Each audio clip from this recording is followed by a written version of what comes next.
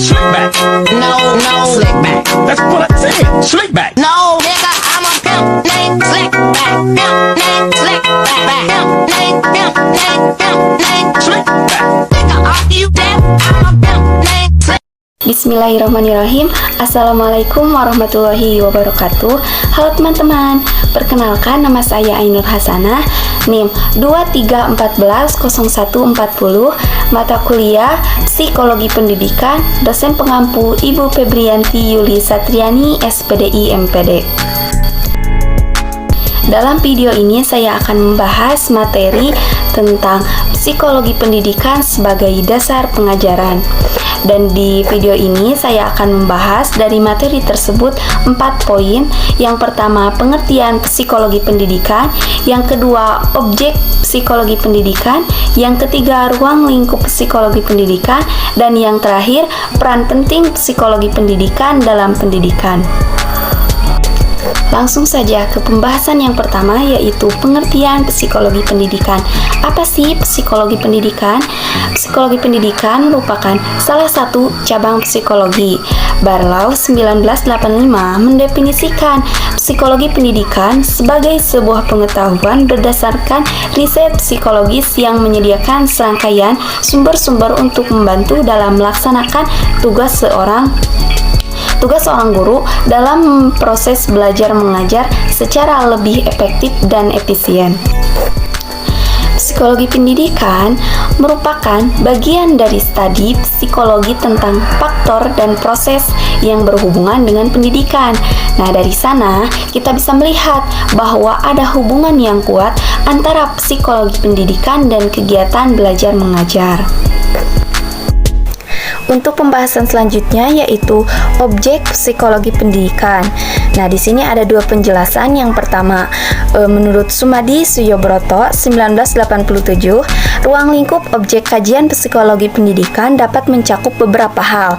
Di antaranya, yang pertama pembawaan, yang kedua lingkungan fisik dan psikologis, yang ketiga proses perilaku, yang keempat pengembangan siswa, yang kelima sifat dan jangkauan pembelajaran, yang keenam faktor-faktor yang mempengaruhi belajar, yang ketujuh mengukur pendidikan, 8 hukum dan teori belajar, 9 transfer belajar, 10 aspek praktis mengukur pendidikan, yang ke-11 kesehatan mental, 12 statistik dasar, 13 pendidikan untuk pembentukan karakter atau kepribadian, yang ke-14 sekolah dasar, dan yang terakhir kurikulum pendidikan menengah.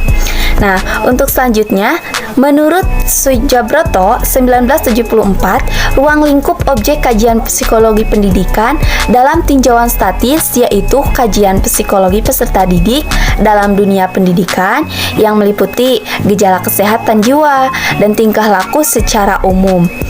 Nah, sedangkan dalam perspektif dinamis, psikologi pendidikan meliputi individu yang dalam proses pendidikan, khususnya perubahan tingkah laku. Selanjutnya, ruang lingkup psikologi pendidikan.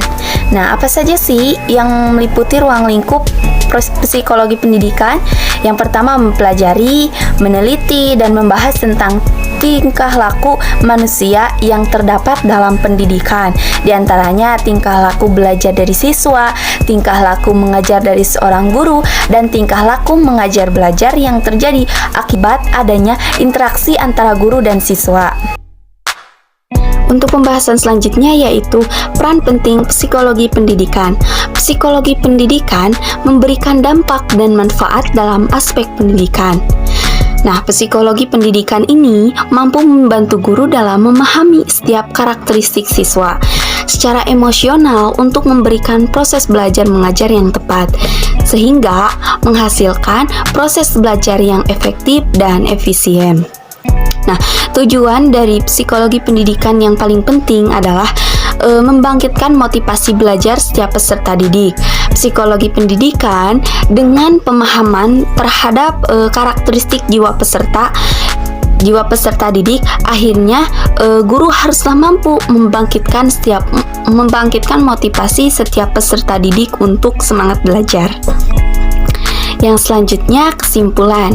Nah, dari materi yang tadi saya sampaikan dapat disimpulkan bahwa psikologi merupakan akumulasi pengetahuan, kebijaksanaan, dan teori kedudukan tertinggi yang harus dimiliki oleh setiap guru secara cerdas dalam menyelesaikan masalah pengajaran sehari-hari. Sementara keterampilan mengajar adalah tindakan untuk memfasilitasi pembelajaran murid secara langsung atau tidak langsung untuk mencapai tujuan pembelajaran. Guru haruslah profesional dan guru harus mampu mengupgrade ilmu setiap saat dan setiap waktu. Oke teman-teman, mungkin hanya itu saja pembahasan dari materi yang saya sampaikan. Mudah-mudahan dapat dipahami dan juga bermanfaat. Terima kasih atas segala perhatiannya. Mohon maaf bila ada kesalahan dan kekurangan. Terima kasih. Wassalamualaikum warahmatullahi wabarakatuh.